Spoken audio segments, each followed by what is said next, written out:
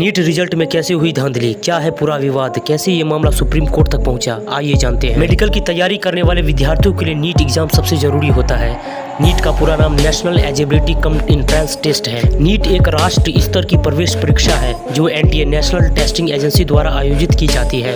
इस साल 5 मई को नीट की परीक्षा आयोजित हुई और 4 जून को एनटीए ने रिजल्ट भी जारी किया। रिजल्ट के साथ एजेंसी ने कट ऑफ और टॉपर्स भी अनाउंस किए। एनटीए ने बताया कि इस साल का जनरल कैटेगरी का कट ऑफ 720, 164 और टॉपर्स की संख्या 67 है। नीट परीक्षा देश भर में 571 शहरों में 4750 केंद्रों पर आयोजित हुई। इस परीक्षा में 24 लाख से भी ज्यादा उम्मीदवार शामिल थे। जब एनटीए ने टॉपर्स की पीडीएफ अपनी वेबसाइट पर अपलोड किए तो छात्रों ने सवाल करने शुरू कर दिए। छात्रों ने एजेंसी से पूछा कि जहां हर साल 1 या अधिकतम 2 टॉपर निकलते हैं, वहीं इस साल कुल 67 टॉपर हैं। इन सभी को परफेक्ट 720 अंक मिले हैं, ये कैसे हुआ? इनमें एक ही एग्जाम सेंटर से 6 टॉपर्स होने की बात भी सामने आई। छात्रों व एक्सपर्ट्स ने आगे कहा कि इस बार बहुत से नीट टॉपर्स एक ही सेंटर से हैं और परीक्षा से पहले कई सेंटर पर पेपर लीक होने की खबर भी सामने आई है। इसके बाद एनटीए ने जवाब दिया कि परीक्षा में 1563 उम्मीदवारों को ग्रेस मार्क्स दिया गया है। बस इसी वजह से एनटीए विवादों के घेरों में आ गया है।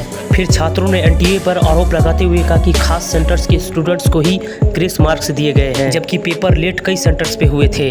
एक्सपर्ट ने आरोप लगाते हुए कहा कि इस रिजल्ट में 2 छात्रों को जिनकी रैंक 68-69 आई है, यानी 718 और 719 नंबर दिए गए हैं, जो कि नीट की मार्किंग स्कीम के हिसाब से संभव नहीं है।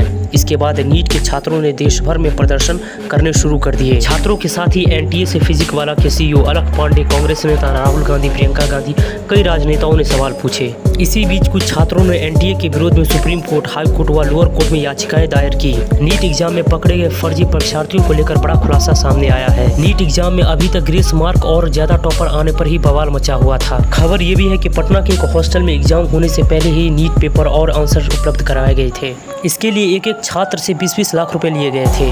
पटना के एक हॉस्टल में एग्जाम से पहले वाली रात को 25 छात्रों को यह आंसर रटवाए गए थे। अगले ही दिन नीट एग्जाम में 100% वही सवाल आए। सॉल्वर गैंग ने 20-20 लाख रुपए का लालच दिया गया था। गुजरात के गोधरा में तो और गजब ही हुआ, वहाँ तो पूरा का पूरा सेंटर ही बिक चुका था। एक एग्जाम सेंटर में 30 छात्रों को गलत तरीके से एग्जाम दिलवाया जा रहा था। इन सारे बच्चों के माता पिता से लाखों रुपए लिए गए थे। एमबीबीएस और बीडीएस यानी दांतों की डॉक्टर की पढ़ाई के लिए करीब 1 लाख सीटें हैं। इनमें से करीब 40,000 सरकारी कॉलेज में है, 60,000 के करीब सीटें प्राइवेट कॉलेज में है। खेल इन्हीं 40,000 की सीटों के लिए है, क्योंकि प्राइवेट मेडिकल कॉलेज में 5 साल कोर्स के लिए 1 से सवा करोड़ रुपए लगते हैं। सरकारी मेडिकल कॉलेज से मेडिकल की पढ़ाई के लिए 5 साल में औसतन 5 लाख रुपए ही लगते हैं। इस धांधली के कारण पूरे देश में नीट प्रोटेस्ट हो रहा है। छात्र और एक्सपर्ट आंदोलन में उतर आए हैं। जब यह मामला सुप्रीम कोर्ट में पहुंचा तो सुप्रीम कोर्ट में सुनवाई के बाद एनटीए के निर्धारित 1563 स्टूडेंट्स के मार्क्स रद्द करने का फैसला लिया गया है और 23 जून को फिर से एग्जाम लेने का फैसला लिया है और 30 जून को रिजल्ट घोषित कर दिया जाएगा।